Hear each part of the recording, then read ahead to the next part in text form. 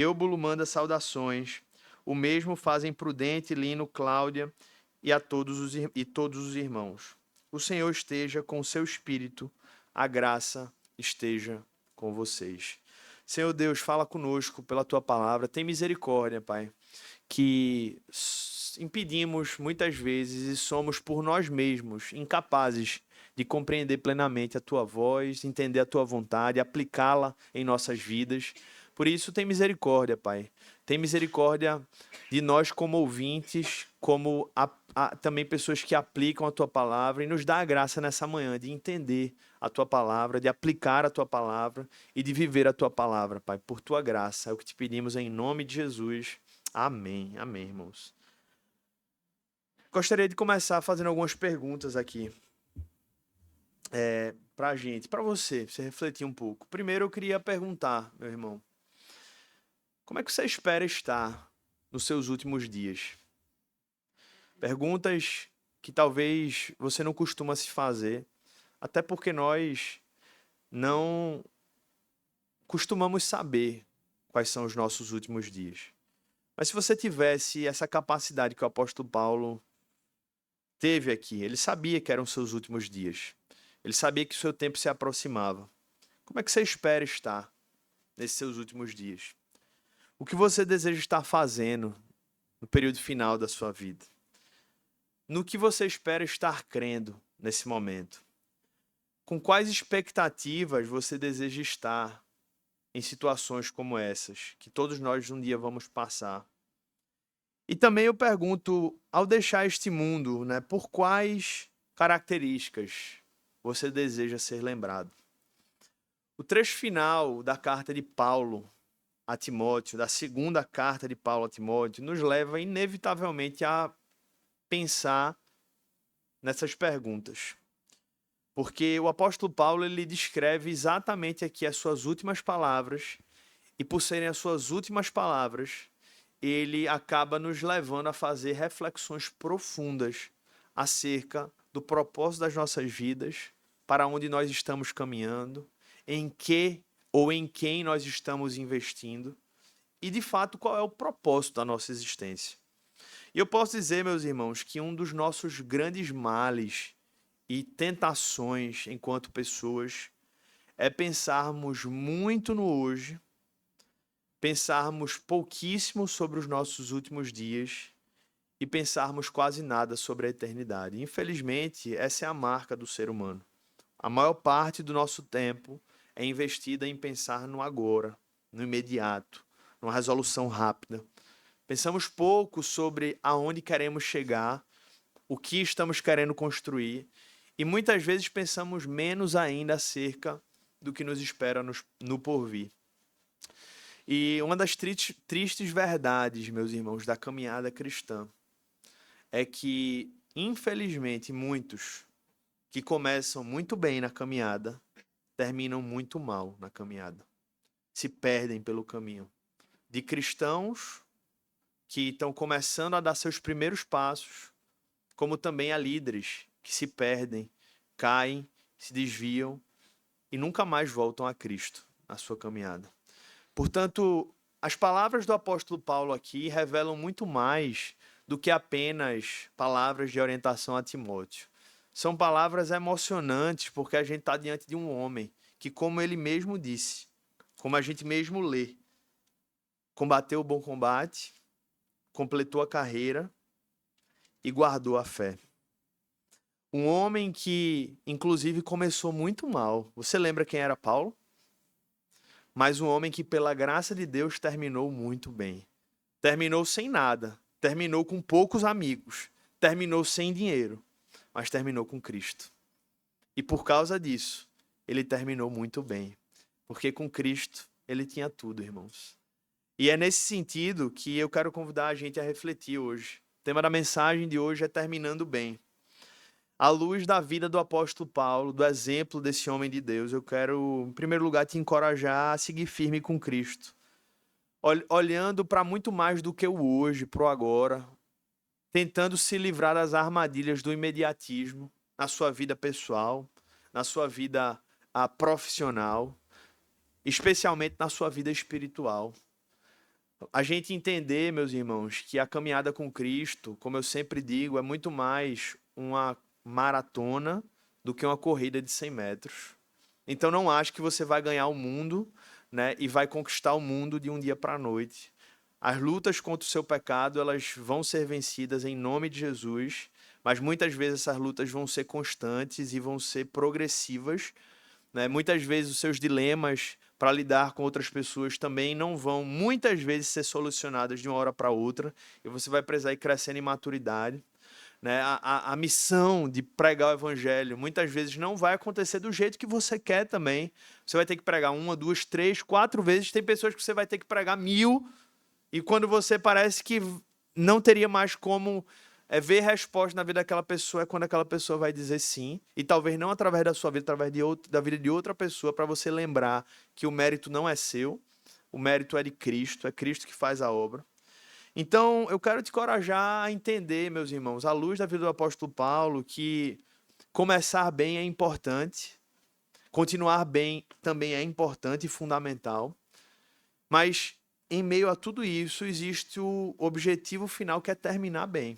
E é óbvio que terminar bem envolve continuar bem, seguir bem, e é por isso que o apóstolo Paulo hoje serve para nós, para mim e para você, como um exemplo, né? O livro todo a gente refletiu muito sobre a vida de Timóteo, afinal era para Timóteo que Paulo escrevia, mas hoje a carta encerra basicamente muito mais como uma reflexão acerca da vida do próprio apóstolo Paulo. E a gente vê aqui que o apóstolo Paulo, irmãos, ele olhou para o passado com uma satisfação.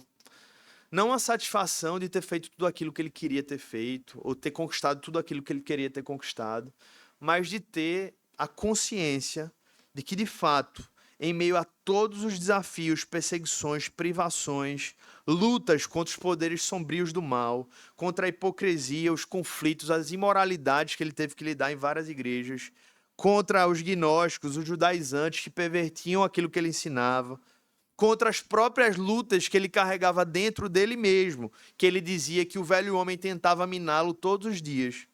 Ele pôde chegar ao fim e cumprir aquilo que ele mesmo havia dito no capítulo 20 de Atos, que o grande objetivo da sua vida era completar a carreira. E graças a Deus, irmãos, ele chega no capítulo 2, 2 Timóteo, depois de anos daquela declaração que ele fez à igreja de Éfeso. E olha, e diz assim, como eu disse a vocês: combati o bom combate, completei a carreira e guardei a fé.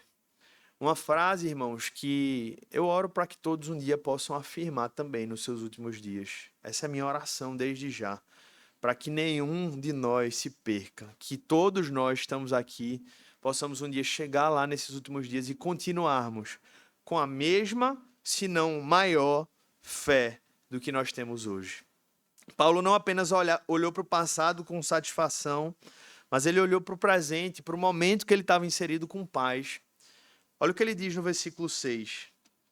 Ele diz o seguinte: quanto a mim, já estou sendo oferecido por libação e o tempo da minha partida já chegou.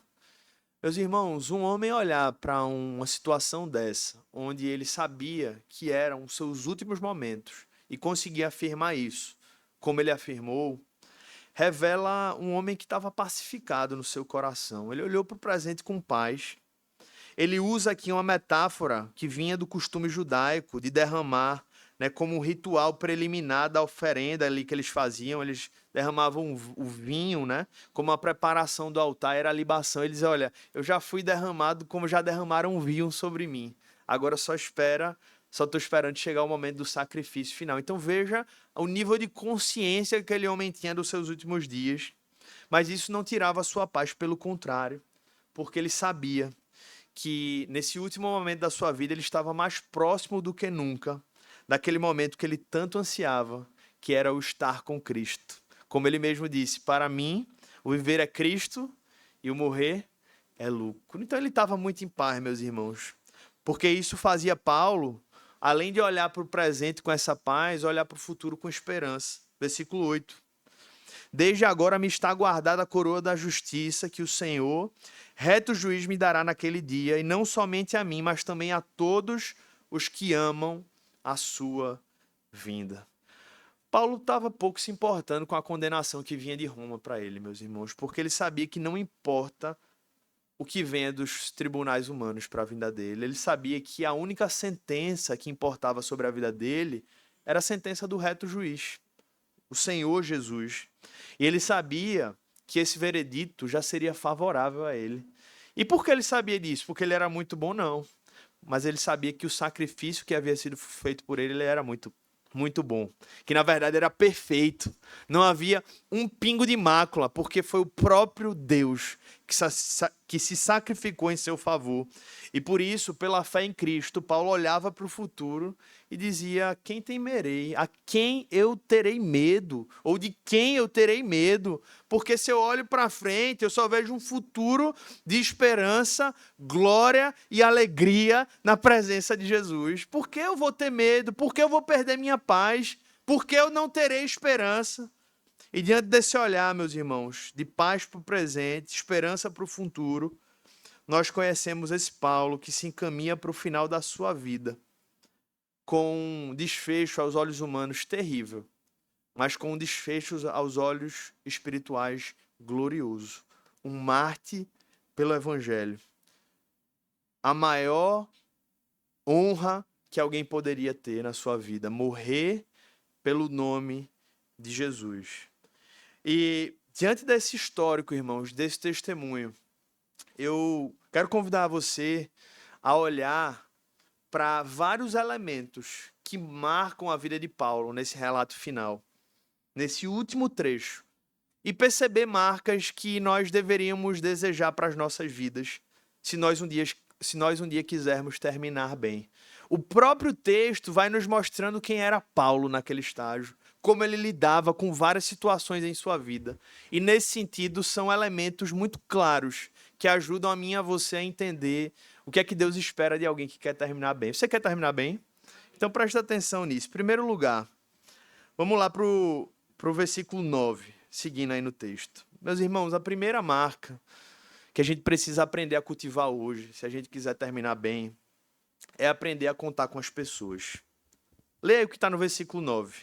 Empenhe-se por vir até aqui o mais depressa possível. Meus irmãos, Paulo foi um homem de profundas experiências com Deus. Ele diz, em uma de suas cartas, que ele foi ao terceiro céu, que ninguém sabe explicar muito bem o que é isso, e ouviu palavras indizíveis que nenhum homem tem permissão para repetir. Você tem ideia do que é isso? Um homem que teve experiências com Deus que provavelmente nenhum de nós um dia vai ter. E um homem que tinha todo esse grau não apenas de experiências com Deus, mas de conhecimento da palavra, um erudito sem igual das Escrituras em toda a história da fé cristã. Mas que em seus últimos dias, apesar de todas as decepções que ele tinha tido com homens, era uma pessoa que continuava contando com pessoas. Em seus últimos dias, ele olha para Timóteo e diz assim: por favor, Timóteo, venha correndo ao meu encontro. Quem deveria ser Paulo aos olhos humanos? Quem era para ser Paulo? Um homem que se trancava na sua masmorra e dizia que com os livros eu me resolvo. Com Deus eu me resolvo. Não confio mais em homens. Mas o Paulo que a gente olha e vê em seus últimos dias é um Paulo que olha para um discípulo dele. Alguém a quem ele ensinou. Ele diz assim: Timóteo, eu preciso de você. A sua presença é importante para mim. Portanto, meus irmãos, um homem que termina bem e uma pessoa que quer caminhar para terminar bem é alguém que entende que precisa de pessoas espiritualmente maduras e confiáveis até os seus últimos dias. Não importa o quanto de Deus você já tem aprendido e o quanto com Deus você já tem experimentado. E por que isso é importante, irmãos? Porque há pessoas que por vários motivos dizem: não, já conheço muito sobre Deus, então assim, minha vida eu me resolvo, não preciso de pessoas, não preciso de igreja, não preciso de irmãos em Cristo. E a gente olha para o apóstolo Paulo e a gente vê que a vida dele foi exato oposto. Não existe cavaleiro solitário no reino de Deus, meu irmão.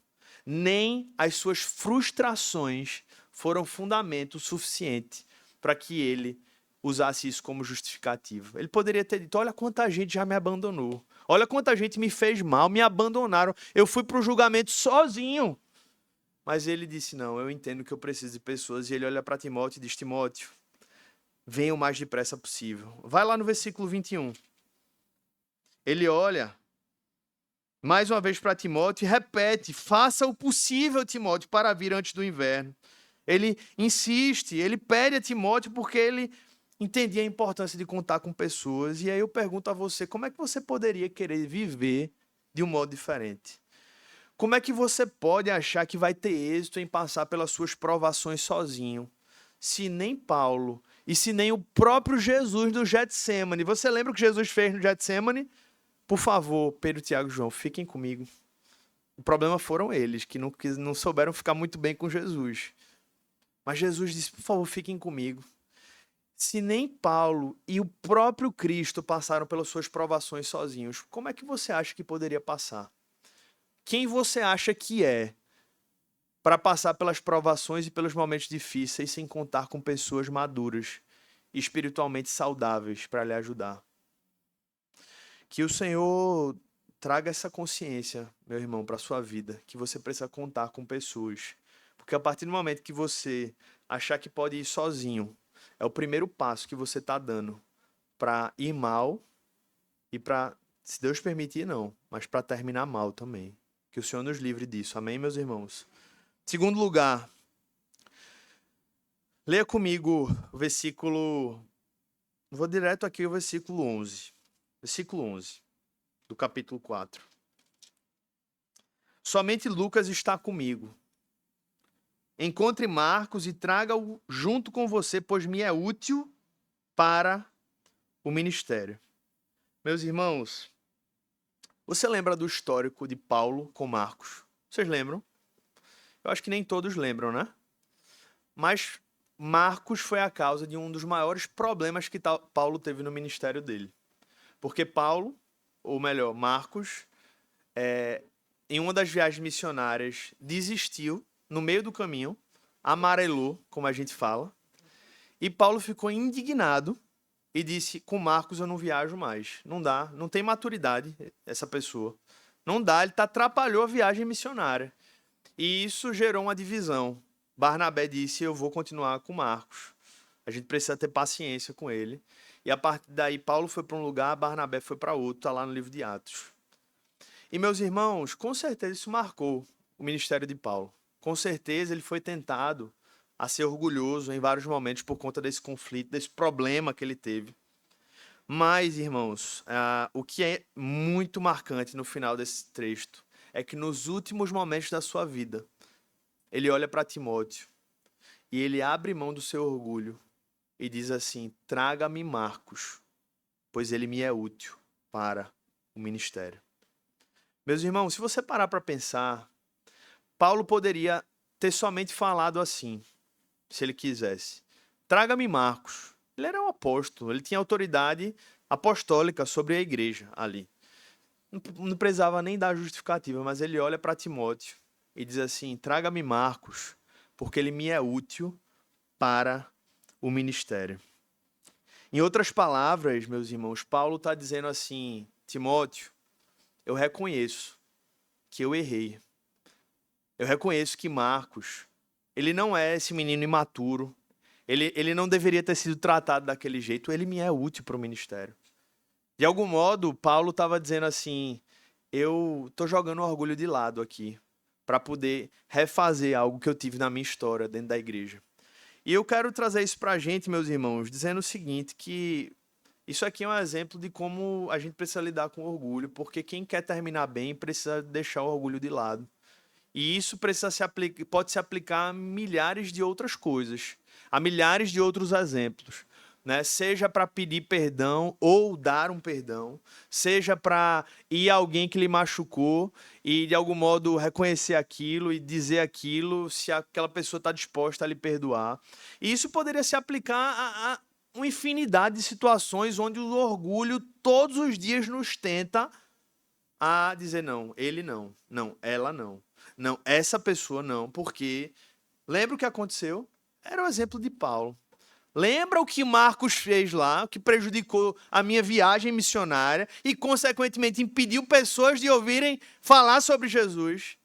Mas ele acaba a sua vida dizendo assim, ele me é útil para o ministério. Traga Marcos.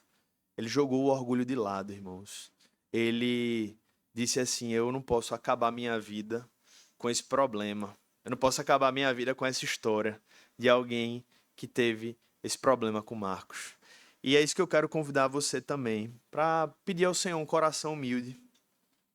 Pedir ao Senhor o coração de Jesus, que não considerou que o ser igual a Deus era algo que devia se apegar, mas se esvaziou e assumindo a forma de servo, tornou-se semelhante aos seres humanos e reconhecido em figura humana, como diz Paulo em Filipenses, se humilhou, tornando-se obediente até a morte e morte de cruz. O maior exemplo de humildade é alguém que deixou o orgulho que ele tinha todo direito de exercer, que era dizer, eu criei o homem escolheu o seu próprio caminho e se rebelou contra mim. O que é que eu posso fazer? Ele seria justo se ele permitisse que assim o fosse. Não haveria um pingo de justiça em Jesus. Mas ele deixou o orgulho de lado e decidiu exercer graça e misericórdia com a gente. O que seria de nós se não fosse essa graça e misericórdia de Jesus? Que o Senhor nos livre do orgulho e nos dê um coração humilde para dizer não apenas traga-me Marcos, mas para dizer também, ele me é útil para o ministério. Amém, meus irmãos. Terceiro lugar, versículo 13, leia comigo. Outra marca de alguém que quer terminar bem. Quando você vier, traga a capa que deixei em Troade na casa de Carpo. E traga também os livros, especialmente os pergaminhos. Meus irmãos, se você estivesse no último dia, né, imagina que você sabe que hoje é seu último dia, vamos fazer, você diz assim, misericórdia, né? Mas faça um exercício, tá? Você pudesse pedir para alguém trazer só uma coisa para você, o que é que você pediria? Uns iam pedir uma comida, né, diferente, outros iam pedir para assistir um filme. Sabe o que Paulo pediu? Uma capa. Por que uma capa? Porque estava muito frio. E pediu livros. Eu quero ir direto ao ponto aqui, né? Deixa eu dar uma palavra muito prática aqui, meus irmãos. Se você quer terminar bem, ou pelo menos terminar melhor do que você poderia terminar se não fosse isso, você precisa aprender a gostar de ler. Você precisa aprender a gostar de livros. É isso que a gente vê na vida do apóstolo Paulo. Ele só tinha um pedido para fazer, dois, né? Ele fez dois aqui. Um, ele pediu frio, porque talvez se não fosse a capa, ele ia morrer de frio, porque estava muito frio. E segundo lugar, irmãos, ele pediu livros. Ele sabia que ia morrer daqui a 1, 2, 3, 4, 5 dias, uma semana, um mês. E ele disse, por favor, Timóteo, traga meus livros. Eu não sei nem explicar a importância desse texto para a igreja, meus irmãos, porque nós precisamos entender que ler não é um luxo, não. É uma necessidade do ser humano. Quando não lemos e não lemos bons livros, a nossa mente atrofia e a nossa espiritualidade se torna mais limitada. E a prova disso, maior de todas, além desse texto, é que Deus escolheu se revelar a nós por meio de um livro. Deus poderia ter escolhido que na nova aliança ele ia fazer igual com Moisés, ia pegar uma sarça ardente, mas ele disse, não, a minha revelação plena ao povo de Deus nessa terra vai se dar por meio de um livro. E aí eu pergunto, como pode existir crente dizendo que não gosta de ler? Não pode. Eu respeito até se você diz assim, eu não gosto de ler. Tudo bem, mas você não pode se acomodar com essa situação. Você tem que ser uma pessoa que vai dizer assim, eu vou aprender a gostar de ler, porque Deus escolheu se revelar a mim por meio de um livro. Amém, meus irmãos? Então, esse exemplo do apóstolo Paulo é o exemplo de alguém que terminou bem. E com certeza, o fato dele ser um leitor foi um fator fundamental. Porque primeiro ele era um leitor da Bíblia, né, do Antigo Testamento, mas também um leitor de tudo que era bom, de leituras boas. Leia a pregação de Paulo, né, em Atenas. Ele cita os filósofos da Grécia e ele conseguiu um ponto de contato com aqueles homens ali em Atenas, porque ele entendia que leitura tinha vários benefícios e ele através dos livros, conhecia coisas que ele nunca conheceria antes. Portanto, meus irmãos, seja um amante dos livros E aí, se você diz assim, pastor, mas realmente não tem jeito para mim, eu não gosto de ler, faz parte da minha personalidade, não vai mudar. Eu posso dizer a você que isso é um engano de Satanás para sua vida. É a mesma coisa que você dizer, eu não gosto de fazer exercício, é parte da minha personalidade. Tá errado também, a gente precisa aprender a gostar, porque faz parte da necessidade do nosso corpo.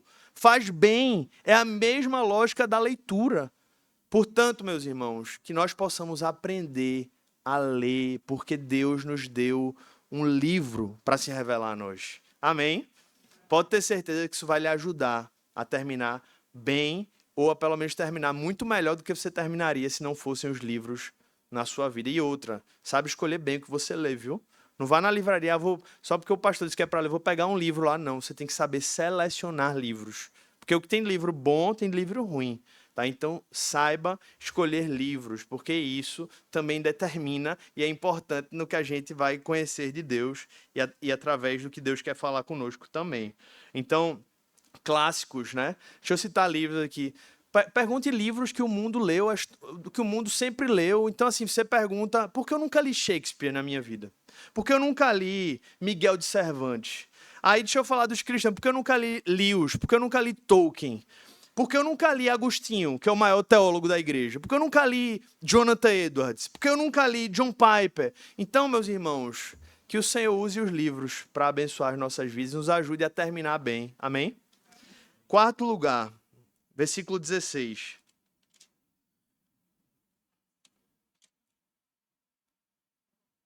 Na minha primeira defesa, ninguém foi ao meu favor, todos me abandonaram, que isto não lhes seja posto na conta.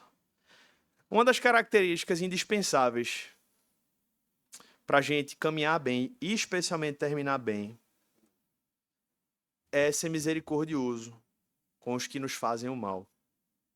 É isso que o apóstolo Paulo fez. Todos me abandonaram, mas o que sai da boca dele, por último, sobre essas pessoas, não é apenas o lamento pelo abandono.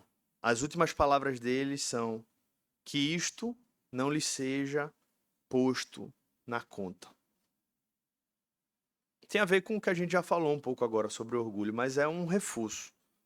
Porque é como dizem, irmãos, a falta de perdão é como um veneno que a gente bebe e espera que o outro morra. Quando a gente não perdoa, é isso que acontece. Eu tomo veneno, mas eu espero que o outro morra. Não é insano isso? Não é você imaginar que você tomar um veneno e esperar que o outro morra? Não é algo fora da compreensão humana? É isso que acontece quando a gente se recusa a perdoar. E foi isso que Paulo fez aí. Ele foi misericordioso. Em nenhum momento do texto diz que ele estava feliz com essas pessoas, não diz que ele era amigo dessas pessoas. Mas as palavras dele, quando ele diz assim, que isto não lhe seja posto na conta, é uma palavra de misericórdia, irmãos. Dizendo assim, Senhor, se eles receberem aquilo que eles merecem, eles estão fritos. Então, tem misericórdia dessas pessoas. Essa é a quarta marca, irmão, de alguém que quer terminar bem. Não permita que a falta de misericórdia domine o seu coração, se você quer terminar bem. Quinto lugar, quinto ponto. Versículo 16 ainda, mas aí avançando para o 17. Ele fala dessas pessoas, lamenta, diz que elas abandonaram, pede misericórdia, mas logo em seguida ele diz assim, apesar disso, o Senhor esteve ao meu lado e me revestiu de forças, para que através de mim a pregação fosse plenamente cumprida e todos os gentios a ouvissem. Meus irmãos, uma marca indispensável para terminar bem também é aprender, em meio aos momentos difíceis, a se fortalecer no Senhor e não em outras coisas, lugares ou pessoas. O que o apóstolo Paulo está dizendo aí é que quando ele passou por um dos momentos mais difíceis da sua vida, que foi o abandono por tudo e por todos, o que é que Paulo fez? Ele se agarrou com Deus. Ele se revestiu de forças em Deus. E o que é que isso significa para mim e para você? Isso significa que em meio aos nossos momentos difíceis, você vai ser tentado a todo tipo de escape. Você vai ser tentado a buscar em pessoas uma redenção. Você vai ser buscado a tentar no trabalho um escape, no lazer. nos lazeres lícitos ou ilícitos, né? Pode ser que você pegue, vou passar o final de semana assistindo filme. É uma fuga, do mesmo jeito. É um prazer que é lícito o filme, mas se tornou, é um problema porque se tornou um escape. Ou no prazer ilícito, na pornografia, na droga, no álcool. E o que a gente precisa saber, meus irmãos, é que nos momentos difíceis, se você quiser terminar bem, você precisa aprender a se fortalecer em Deus. Foi isso que o apóstolo Paulo fez. Mas o Senhor esteve ao meu lado e me revestiu de forças para que um dia você possa dar testemunho de que não foi o remédio, que não foi o lazer, que não foi uma situação que lhe revestiu de força. Foi Deus. Foi Deus. Em que pese ele possa usar várias coisas para isso. Você possa chegar a um momento e dizer, foi o Senhor que esteve ao meu lado e foi o Senhor quem me fortaleceu. Quem quer terminar bem precisa aprender a encontrar forças em Deus. Entender que Deus é um Deus pessoal, é um Deus que fala, é um Deus que encoraja, é um Deus que capacita, é um Deus que é real, irmãos. Não é um Deus ilusório, que é uma ideia, que é um conceito. É um Deus que, de fato, no momento da dor, ele pode ser buscado e ele vai ser encontrado por aquele que o procura de todo o coração. Amém? Então aprenda a se fortalecer no Senhor nos momentos difíceis, se você quiser terminar bem. Sexto lugar, versículos 9. Vamos voltar para o 9 lá. No meio de todo esse rebuliço, Paulo sabia que ia morrer. Paulo tinha sido abandonado. Ele olha para Timóteo e diz assim, Timóteo, dê saudações a Prisca e Áquila e a casa de Onesíforo. Um bocado de nome para os filhos de vocês aí, ó. Prisca, Áquila, Onesíforo. Aí no versículo 20 ele diz assim, Erasto ficou em Corinto. Quanto a Trófimo, olha aí, gente, que nome lindo, Trófimo. Deixei o doente em Mileto. Faça o possível para vir antes do inverno. E esse agora, Eubulo. Manda saudações. O mesmo fazem Prudente, Lino, Cláudia e todos os irmãos. O único bonito é Cláudia aqui, que por isso que tem duas na nossa igreja, né? Cláudia, todos os irmãos. Meus irmãos, uma coisa fundamental para a gente aprender a caminhar bem e a terminar bem é entender que as nossas adversidades não são motivo para que a gente ignore as pessoas. Paulo estava aqui em completo abandono, sofrimento, solidão. Mas é impressionante, irmãos, como Paulo, nas suas palavras finais, metade das palavras dele é citar pessoas. Ele lembra das pessoas, ele se importa com as pessoas. Ele entende que tudo aquilo que estava acontecendo ao seu redor não era um motivo para ele se desconectar da realidade que estava ao seu lado, especialmente a realidade que envolviam as pessoas. E ele diz, manda saudações para Prisca e Áquila, manda um abraço para Onesíforo. Erasto ficou lá em Corinto, Timóteo. E Trófimo, eu levei ele para Mileto, eu deixei o doente no meio daquela situação de luta. Ele continuava lembrando, amando e servindo as pessoas. E nós precisamos entender isso, irmãos, porque quando a gente às vezes está no meio dessas lutas e adversidades, a gente começa a dizer assim, eu vou viver para mim mesmo. Quer saber? Sou eu e eu mesmo. Não, irmãos, não é isso que o reino de Deus nos ensina. O reino de Deus nos ensina que até nas nossas tribulações nós podemos continuar sendo instrumentos de bênção na vida de outras pessoas. E por fim, o último exemplo e marca da vida do apóstolo Paulo aqui, versículo 18. Depois de relatar tudo isso, ele olha, escreve para Timóteo dizendo assim, o Senhor me livrará também de toda obra maligna e me levará a salvo para o seu reino celestial. A ele agora a glória para todo sempre. Amém. E por fim, a graça esteja com vocês. Versículo 22. É assim que o apóstolo Paulo acaba, não apenas a sua carta a Timóteo, mas as suas últimas palavras registradas para a igreja de Jesus, que nós conhecemos há mais de 2000 anos. E o que é que ele nos ensina com isso, meus irmãos? Que se tem uma coisa que quem quer terminar bem precisa aprender e precisa viver, é a confiar no poder e na graça do Senhor Jesus. É o que ele fala no versículo 18. Olha, eu sei tudo que eu estou passando aqui. Só eu sei quem me abandonou, só eu sei o que eu estou passando nessa masmorra, esperando a minha sentença de morte, mas eu tenho certeza que o Senhor me livrará de toda obra maligna e me levará a salvo para seu reino celestial. O que é isso senão confiança no poder de Deus?